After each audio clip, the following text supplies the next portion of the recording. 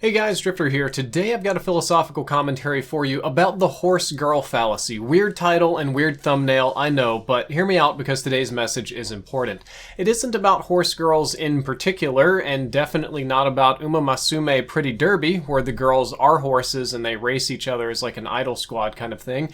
Rather, this is a little bit of food for thought about correlation and causation. Because, did you know that women who own horses live longer than those who do not?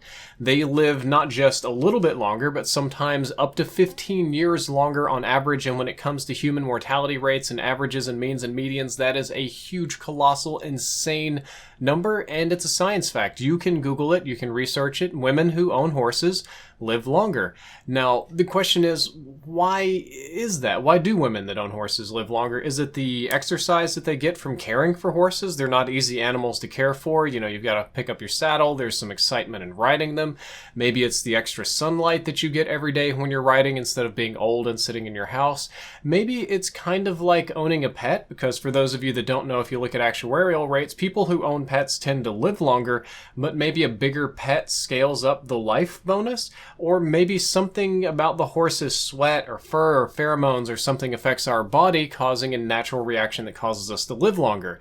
And the answer is no to all of these things. None of these things are true. The reason that horse girls live longer is because they are rich. If you are rich enough to own a horse or two and the land for them, which is another just colossal amount of wealth that you need, then you're probably rich enough to afford health care.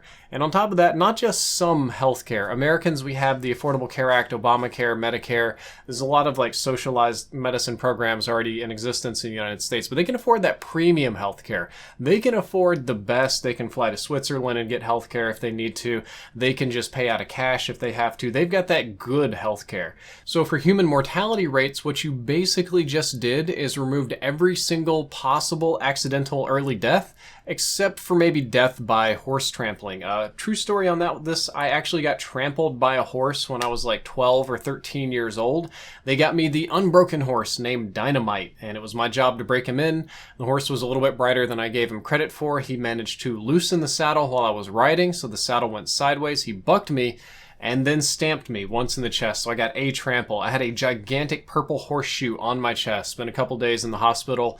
Kids at school made fun of me about it because it was a country school, so like you can't ride a horse. They call me horseshoe. But moving back, the way human mortality rates work is they'll say, oh, in America you live to be average of like 78. And that's true, but that accounts for like SIDS and infant mortality and car crashes and suicides and weird diseases. The old age death rate is much, much higher. But for somebody who's rich enough to have treatments for everything, they get that new special old age rate and not the regular mortality rates that the rest of us peasants have to deal with.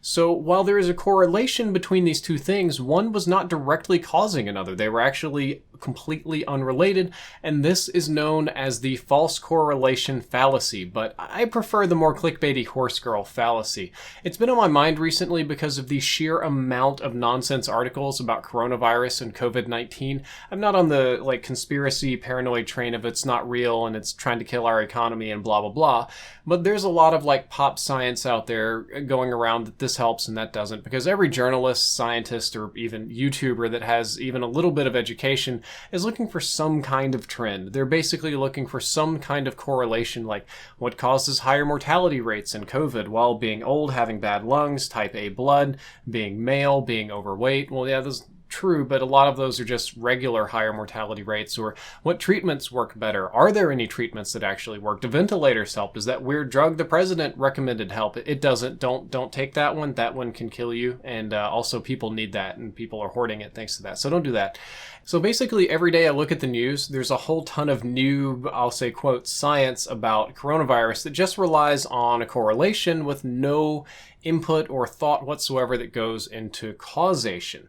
And there's an entire website full of examples of this that I can show you. It's at tylervegan.com. I'm going to leave his site up there for the first screenshot here. There are 3 examples of this that I find to be very, very fun. The first one is the more the United States government spends on science, space, and technology, we have more suicides by a variety of different methods, which is crazy. So basically, the more technologically advanced we get, the more we commit suicide. I guess.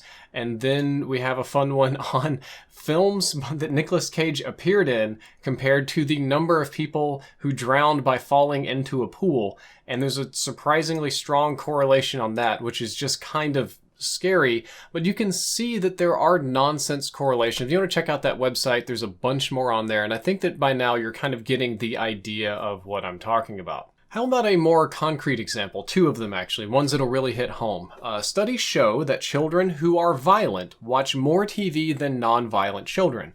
The implication here is that watching television will make your children violent. Is that really true? Is the TV making them violent? If you take away the TV, the violence leaves. Or is it possible that violent kids have a preference for television compared to non-violent kids?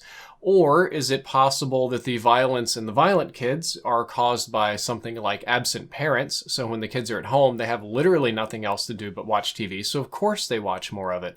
This one is used very frequently. This one's actually very deliberately, tactically, and purposefully used and abused almost any time you see an article about race, crime, or a lot of health studies going on.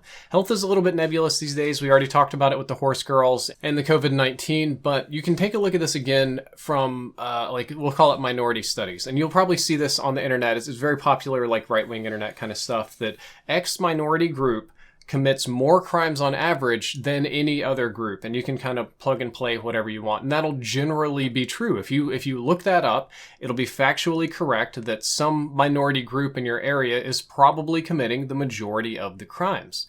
The problem with this type of assertion of fact is that it implies that X group or X minority is just more crime prone by their nature and offers no further explanation. They were just born that way. They were just born criminals. If you are this group, you are a criminal.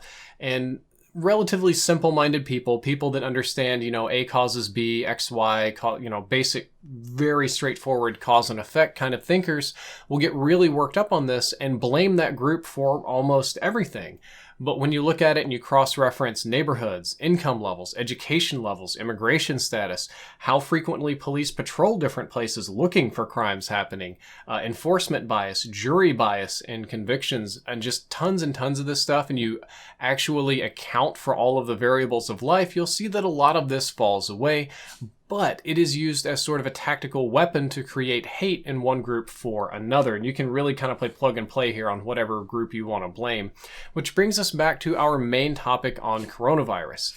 In the near future, my dog is sneezing. It's okay, you're a good boy. Hope you don't have corona. In the near future, you are going to see a lot of wild things about the virus that's affecting us. You are going to see weird cures, you are going to see weird causes, you are going to see weird information about how to avoid catching it. People that take their, vitamin C are a lot less likely to catch coronavirus. Well, maybe these are just health nuts and they're just going to be cautious in general. And you'll see a lot of this kind of stuff with no mention of causation. What is the causal factor here? So in order for you to keep your head on straight, I want you to keep your skepticism up, and I want you to think things out all the way before committing to a belief, because you can very easily fall into the horse girl fallacy and blame one thing for another when they're completely unrelated. This works on me. This works on everybody. There's nobody on the planet that this can't fool in the right scenario. So what I want you to have is the tools to make the best decisions about the safety of you and your family in the future. And I have a second commentary coming up probably tomorrow, might be plus one day. I'm kind of working on the gameplay for it, about my time in quarantine, because I've been under quarantine for a little bit over 5 weeks now, kind of stuck in my house. It's been a weird experience, so we'll talk about that later. And then, of course, we'll be moving back into Call of Duty guides. So I hope you enjoyed this video. If you learned something useful, don't forget to like, favorite, and subscribe.